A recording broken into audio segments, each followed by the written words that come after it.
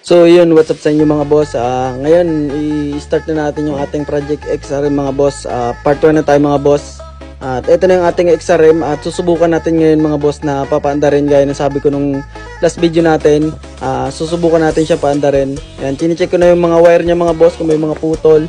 Tapos yung sa ignition yan. Tsaka yung carburetor niya, papalitan natin yan mga boss. Ang ipapalit natin ay yung pang TMX. At dyan sa CDI naman mga boss, wala siyang CDI. I-convert ko siya sa 4-pin CDI mga boss. 4-pin yung gagamitin natin dito. At ituturo ko sa inyo mga boss kung paano nga ba gawing 4-pin yung ating XRM125. Yung mga wave din dyan mga boss, pwede nyo gawin yun. May babalik rin lang kayo na wire dyan sa may socket. Madali lang yun mga boss. At ito yung ating TMX na carb mga boss na gagamitan 155. Tapos lalagyan natin siya ng quick throttle na para mapaandar natin na maayos. At yung ating 4-pin mga boss ay yung adjustable yung gagamitin natin. Yan yung kulay orange na yan, yung adjustable CDI mga boss. So yan mga boss, start na natin na kalasin yung kanyang carb dati. Tapos lagyan na natin ng CDI para matesting natin kung aandar nga ba. Kung meron nga ba siyang kurente mga boss, kung kompleto yung kanyang wiring. So yun, tara mga boss. At ayun mga boss, inuna kong kalasin yung ating carb dahil wala yung piston tsaka yung takip niya, wala. Kaya tatanggalin natin yan, papalitan natin ng ibang carb. Susubukan ko itong paandarin mga boss dahil para malaman ko yung andar na makina niya kung meron bang aayusin at papalitan para mas maganda yung makina niya mga boss pag inassemble na natin lahat, pag binuo na natin siya. At ito yung ating gagamitin na carb mga boss, gaya nung sinabi ko kanina, TMX 155 mga boss, 27mm to. Salpakan lang yun dyan mga boss sa may kanyang manifold. Ayan, ilagay nyo rin yung kanyang gasket para walang singaw. Yung mga gusto magkabit ng ganito mga bossing, pwede yan sa mga stock makina nyo. Basta kung hindi kaya ng stock makina nyo na naghahagok, magpalit kayo ng jettings mga boss. Magbumili kayo dito sa TikTok o kayo sa ibang shop. Merong mga jettings na nabibili, palitan nyo lang yung jettings na to na mas mababa. Goods na yan mga boss, power na yan, may power yan. And then dito tayo mga boss sa kanyang socket ng CDI dahil gagawin natin siya 4-pin mga boss. Ito, ituturo ko sa inyo mga boss kung paano nga ba gawing 4-pin yung inyong mga XRM125 or Wave 125 mga boss. Ayan. May makikita kayo dyan mga boss sa socket ng ating CDI. Ayan, yung kulay red tsaka yung kulay green. Pag papalitin nyo lang yan ng pwesto mga boss, yan yung accessories wire o yung positive. Tapos yung green ay yung ground. Yan yun mga boss.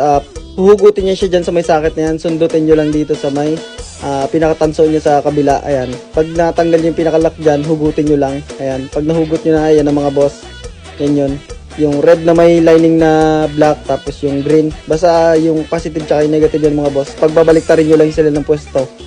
Yung pwesto ng red dun sa may green, tapos yung pwesto ng green dun sa may red. Ganun lang mga boss. Tapos isalpak nyo na yung inyong mga 4-pin CDI.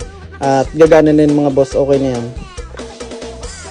So yung mga boss, ipapakita ko sa inyo, try natin na sipain kung may lalabas na kurente. Ayan. Upon checking naman dito sa ating ignition coil mga boss, ay may lumalabas na kurente. Ayan, kung makikita nyo, may spark siya. Ibig sabihin niya may kurente na. At matik to mga boss, kaya na natin itong paandarin basta may lumabas na kurente.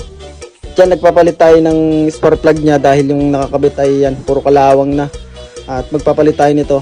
Gamit na to mga boss pero pwede pa yan. Pang testing lang naman natin mga boss, kaya goods yan. At ito mga boss, ikakabit na natin yung cable ng ating quick throttle dito sa ating piston ng ating carb para matesting na natin mga boss at malagyan na natin ng gas at mapaandar na natin. Ayan.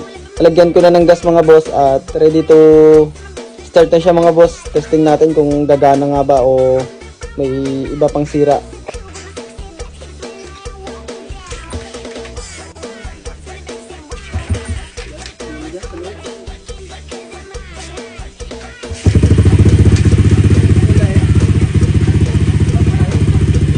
At yun mga boss, goods na goods at success mga boss, napaandar natin yung ating XRM125.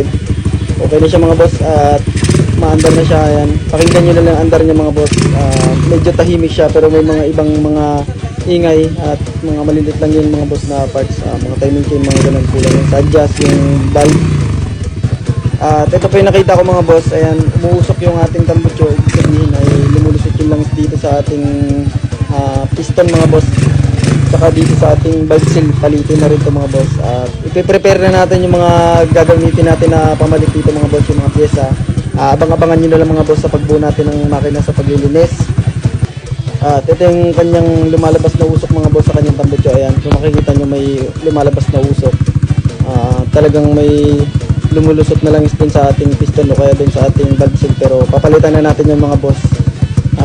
Next episode siguro mga boss or sa next part, ikakabit natin yung mga pyesa kapag naipon na natin at na-order na natin. So yun mga boss, hanggang dito na lang muna yung ating part 1 at abangan nyo yung next part mga boss. Part 2, kakalasin na natin itong mga appearance yan na ito mga boss at ibababa natin yung makina para malinis natin yung chassis, maayos natin yung may putol. So yun mga boss, abang-abang na lang sa part 2 at mga boss, maraming salamat.